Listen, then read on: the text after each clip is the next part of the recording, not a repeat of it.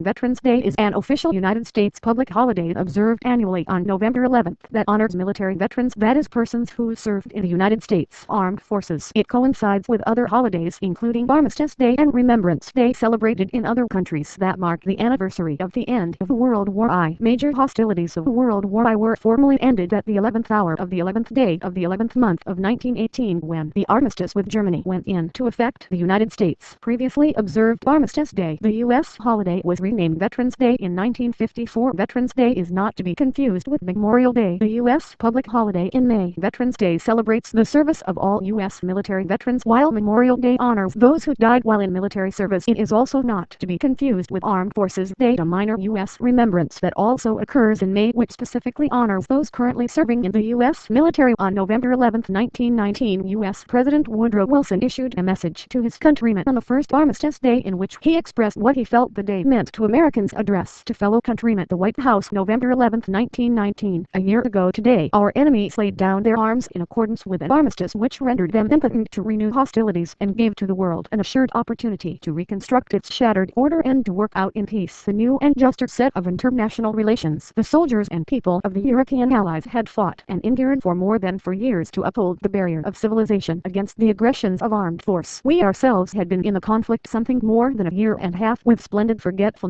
of mere personal concerns. We remodeled our industries, concentrated our financial resources, increased our agricultural output, and assembled a great army so that at the last our power was a decisive factor in the victory. We were able to bring the vast resources, material and moral, of a great and free people to the assistance of our associates in Europe who had suffered and sacrificed without limit in the cause for which we fought. Out of this victory there arose new possibilities of political freedom and economic concert. The war showed us the strength of great nations acting together for high purposes, and the victory of arms foretells the enduring conquests which can be made in peace when nations act justly and in furtherance of the common interests of men. To us in America, the reflections of Armistice Day will be filled with solemn pride in the heroism of those who died in the country's service, and with gratitude for the victory, both because of the thing from which it has freed us and because of the opportunity it has given America to show her sympathy with peace and justice in the councils of nations. Woodrow Wilson. The United States Congress adopted a resolution on June 4, 1926, requesting that President Calvin Coolidge issue annual proclamations calling for the observance of November 11th with appropriate ceremonies. A Congressional Act 52 Stat 351 5 U.S. Code Seconds 87A approved May 13, 1938 made the 11th of November in each year a legal holiday, a day to be dedicated to the cause of world peace and to be thereafter celebrated and known as Armistice Day. Veterans Day Parade in Baltimore, Maryland, 2016. In 1945, World War I veteran Raymond Weeks from Birmingham, Alabama, had the idea to expand Armistice Day to celebrate all veterans, not just those who died in World War I. Weeks led a delegation to General Dwight Eisenhower, who supported the idea of National Veterans Day. Weeks led the first national celebration in 1947 in Alabama, and annually until his death in 1985. President Reagan honored Weeks at the White House with the Presidential Citizenship Medal in 1982 as the driving force for the national holiday. Elizabeth Dole, who prepared the briefing for President Reagan, determined Weeks as the father of Veterans Day. U.S. Representative Ed Rees from Impaw area, Kansas, presented the bill establishing the holiday through Congress. President Dwight D. Eisenhower, also from Kansas, signed the bill into law on May 26, 1954. It had been 8.5 years since Weeks held his first Armistice Day celebration for all veterans. Congress amended the bill on June 1, 1954, replacing Armistice with Veterans, and it has been known as Veterans Day since. The National Veterans Award was also created in 1954. Congressman Rees of Kansas received the first National Veterans Award in Birmingham, Alabama, for his support offering legislation to make Veterans Day a federal holiday, although originally scheduled for celebration on November 11th of every year starting in 1971 in accordance with the Uniform Monday Holiday Act. Veterans Day was moved to the fourth Monday of October.